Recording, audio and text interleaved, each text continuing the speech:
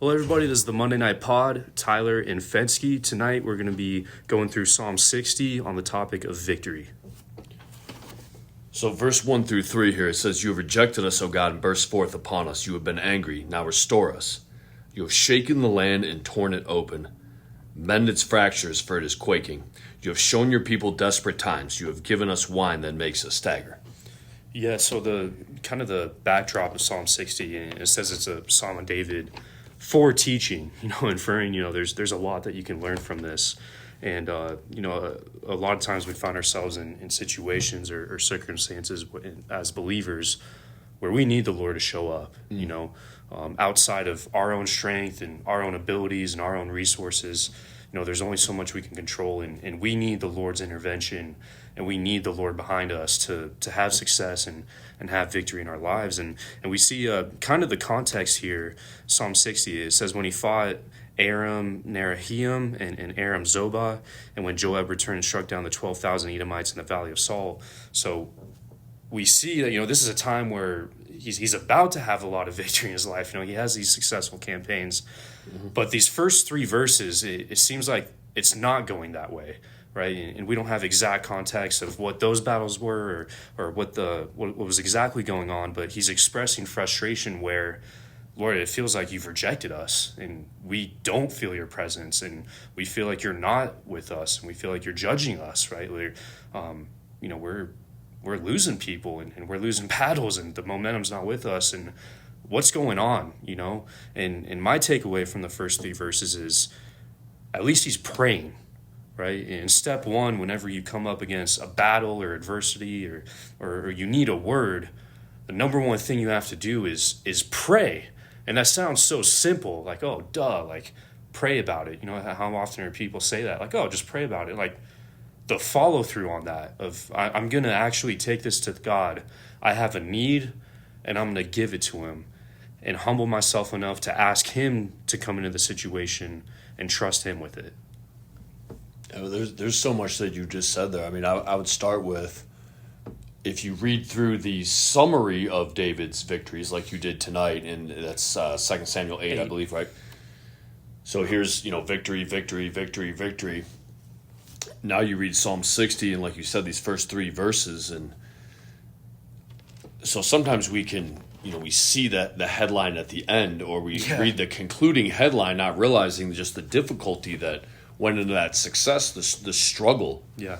So these campaigns that he's doing, it wasn't just all perfect sunshine and rainbows throughout. Mm-hmm. Difficulty built in, like we were talking about a couple weeks ago on the pod. If it was easy, then it wouldn't have value, because then that means that everybody could do it. Mm-hmm. So inherently what makes it have value is that it is difficult, and it's not something everybody can do. Absolutely. Right? And it is talents and skills that you have worked at and honed for years that now allows you to then, have success in this area. Yeah.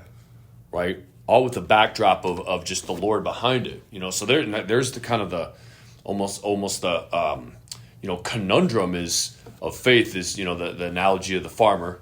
Mm-hmm. And here's this, beautiful field, and the person says to the farmer, like, look how amazing how God has blessed you with this crop. And he's like, well, yes, and I also had to plant it, right? So it's like that symbiotic relationship of working as if it's all on you, praying as if it's all on God, right? And going hand to hand together. And then you mentioned just the, blessings of God. I always like that verse in James.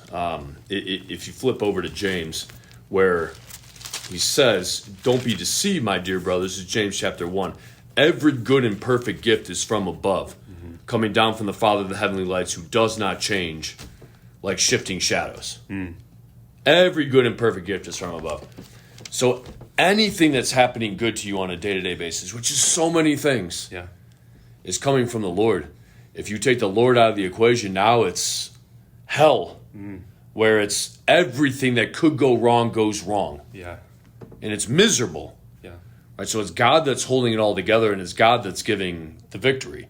Not to get ahead on your point, but you made a really good point tonight where you said that blessing may come through people, right? It may be directed by this coach or this organization or this situation, right? But it's being directed by the Lord, Absolutely. right?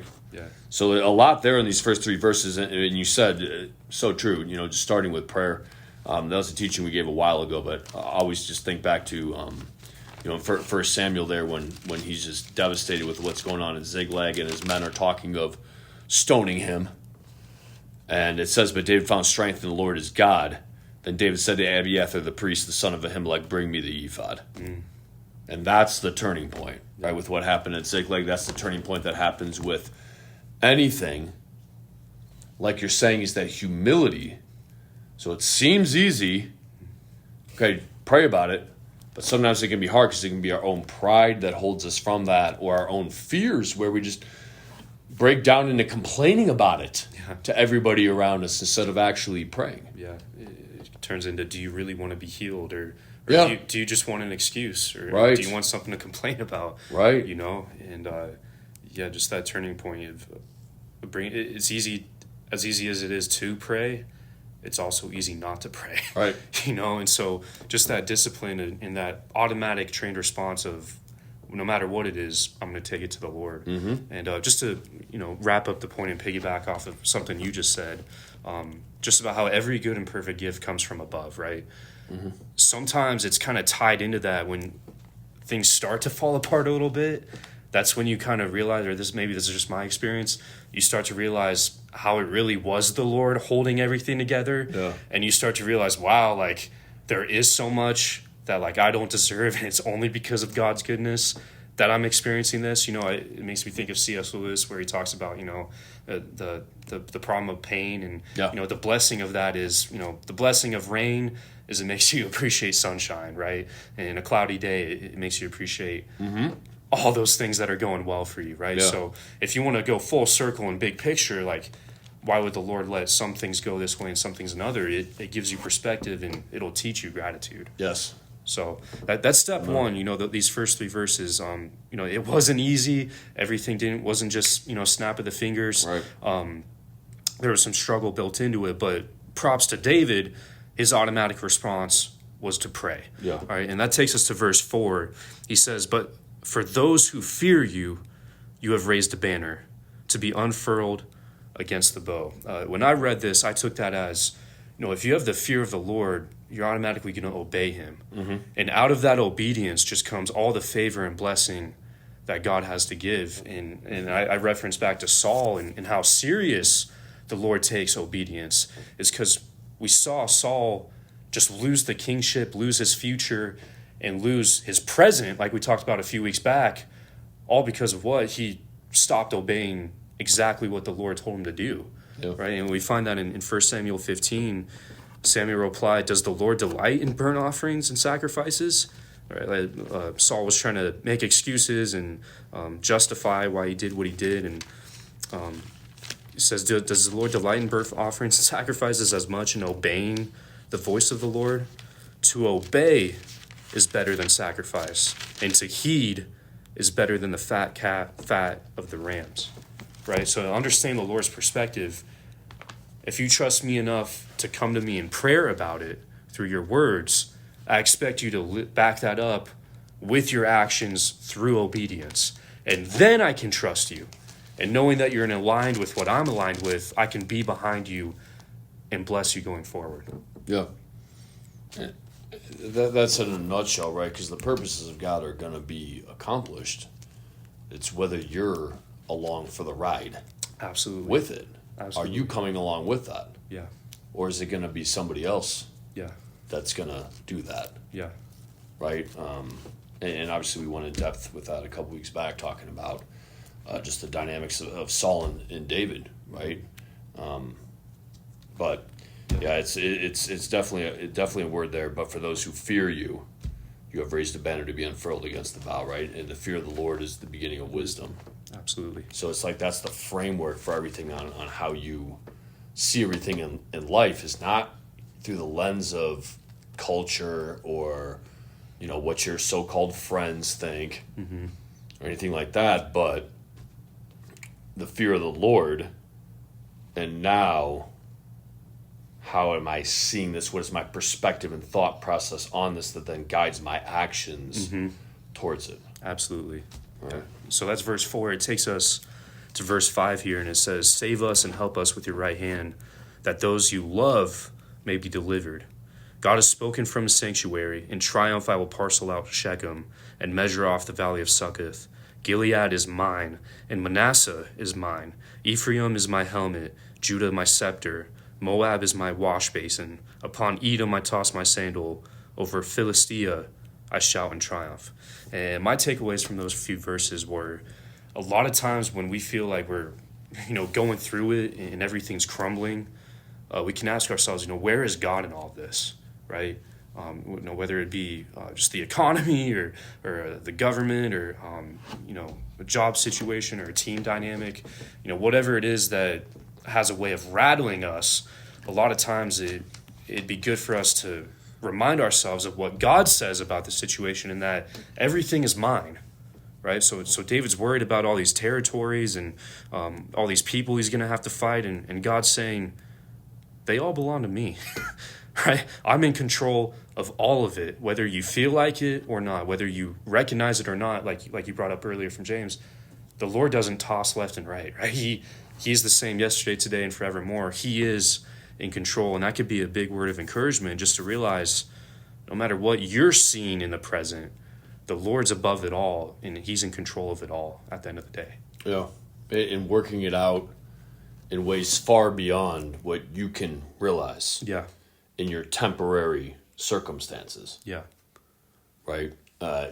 Just aligning your steps for the future way beyond you could ever fathom or plan for yourself. Because you don't know how all the pieces fit together, and you don't know the future, but the Lord does. Right? And is weaving that together for you. Right?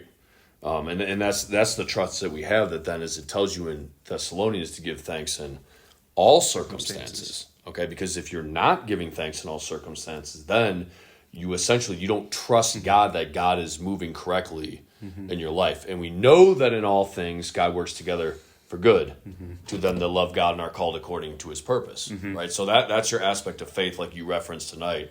If you can see it through to its conclusion, then it didn't require any faith. Okay? So there's the aspect of faith where it's, as it says in Hebrews, faith is being certain of what we hope for, right? Sure of what we hope for and certain of what we do not see. So it's like there's the aspect of faith in practice, that even though I can't see this, I'm trusting God to bring that through, right? Absolutely. And that's how it all ties together. That leads us to verse 10. He says, "Is it not you, O God, you who have rejected us and no longer go out with our armies?" Verse 11, "Give us aid against the enemy, for the help of man is worthless." I starred that. I underlined it. That could be a teaching in and of itself. We referenced it earlier, but I think so many times we think the answer is going to be, if I could just have this hookup with this person, or if I could just get the funding from here, or this coach or that parent, mom and dad, this, that. We always let our brains go to thinking that way, when in reality, the next verse is true. The help of man is worthless. It doesn't matter, right? So all these plan Bs that you have of, this is my way out. He's saying with God, we will gain the victory, and he will trample down our enemies, right? So plan A, B, C, all the way to X, Y, and Z, the Lord. The Lord may use someone to bless you. Yes. Right? He may use a circumstance. He may use a coach. It's all under his control, like we learned from the previous verses. He owns it all, and he's in control of it all, right? And how he determines how he's going to work the miracle, that's him, right? But you, like you said earlier, you just have to have the faith and the trust to see it through, right? So understand that, help a man is worthless. It's not, you can't put your faith and trust in men, right? It's with God we will gain the victory. He might use men, but it's him. Right. Yeah, he is the source. The key difference there is that there's always going to be disappointment wrapped up when you're looking at humans to solve your problems, when you're looking at man to solve your problems. Always, because it's like God is going to teach you that lesson of that this is not who you're supposed to be worshiping or looking for provision or favor, whatever that is. Because as soon as that leaves somebody's mouth, where it's like, oh, if this person would just, that kind of thing, and is looking to man for help, it's like it's gonna end in frustration. I see that over and over again, where it's like, I thought this person would do this, and why didn't they do this? And it's like, it doesn't matter, right?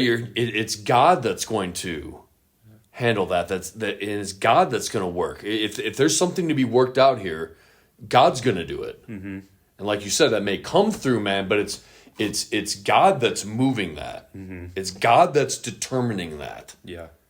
We went into detail with that. I'm just thinking about that section in 2 Samuel where David prays, O Lord, turn Ahithophel's counsel into foolishness.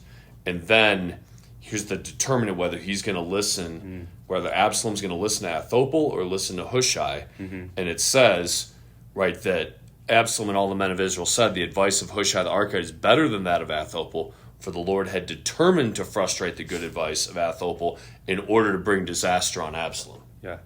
Right, so the Lord just pivoting that situation. Yeah. Right, the Lord works out everything for his own ends, even the wicked for a day of disaster, as it says in Proverbs. Right, so it's like if you just shift your perspective and mindset on thinking that this is somehow going to come down to man and I need to kiss up to this person or make this person happy, they don't exist. Exactly. They don't exist. Exactly. Right? It's coming down to what the Lord is going to determine. And now you're almost getting into, what it says in Ephesians. And I feel like this verse gets overlooked a lot, but for our struggle is not against flesh and blood, but against the rulers, against the authorities, against the powers of this dark world, and against the spiritual forces of evil in the heavenly realms. Everything that's real is actually happening in the spiritual realm, not in this matrix, essentially, that we live in. Yeah. Right? So it's happening in the spiritual world, and now you're seeing it in the matrix. But we often get it the reverse, where it's like we're fussing about things in the matrix, and that's how we want things to move. Yeah. And then we wonder why our prayers aren't answered. Yeah. Because we're trying to, we're putting a human being in place of God and thinking this person, right? Oh, if only this person. And a distinction that comes to mind for me is even if he does use a person, because it's the Lord behind it, that person is going to be able to accomplish something for you that they would not be able to accomplish without the Lord. Yes. Right? Yeah. So, and this isn't a subtweet to anyone, but I in our world, like there's a lot of kids who like have agents or coaches and stuff like that, and I see them go through frustration where it's like, oh, my agent knows a guy, or this guy knows a guy, or my coach said this, or my coach knows a guy. And it's like, they don't matter. The agent's a big one. I know. The agent is either getting just praised like, oh, I have the best agent ever, and that's why this is coming, or my agent's terrible, bro. That's like a daily conversation. Yeah. And it's like okay, he's just a conduit at best. Yes. Somebody's just doing the job, right? But it's it's not up to him. Right. He's at not all. God. Right. Right. No. And so to have the perspective of I'm seeking the Lord and it's the Lord who gives me victory, then you're open to the possibility that the agent could work something. Right. And wow, this opportunity came out of nowhere. Because God's not going to let the agent get the credit.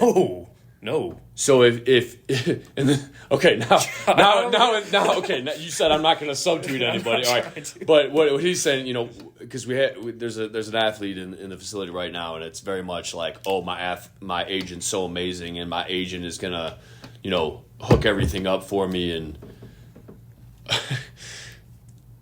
and it's like God's not going to let that guy get the credit for it. So as long as that's in your mouth, that's why it's being frustrated. Yeah.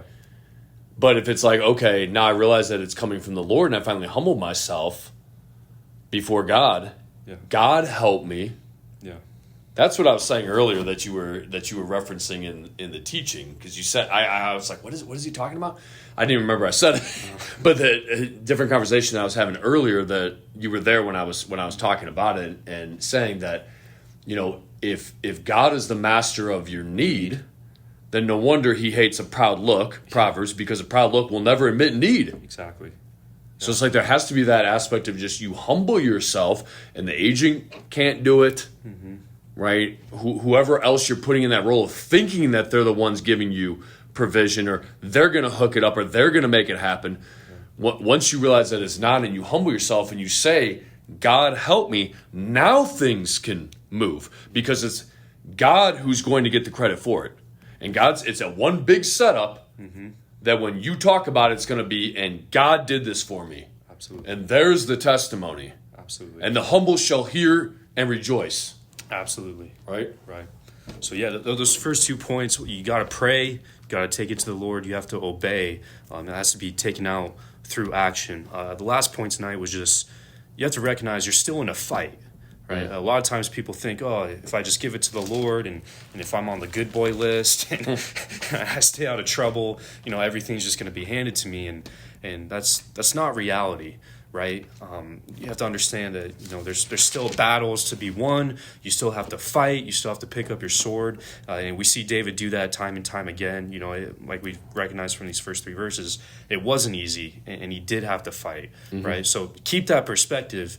There's still going to be struggle. There's still going to be a battle. It makes you appreciate it, and it makes you better. Yes. And since the Lord loves you, he's going to let you get better, right, and become the best version of yourself. Yeah, God didn't give you gifts and talents for you to lay on the couch with them. Absolutely. He gave you these gifts and talents for you to put them on display. Absolutely. So if you want a biblical example of that, think about Elijah being fed by the ravens in the brook. Now the brook dries up because you can do no more in the brook. Now it's time that these gifts and talents are going to be put on display and do what you were called to do. Yeah. Right? And there's the fight. Yeah. It's not gonna consist of you just laying on the couch and thinking that it's just gonna all come to you. You have to take action. Yeah.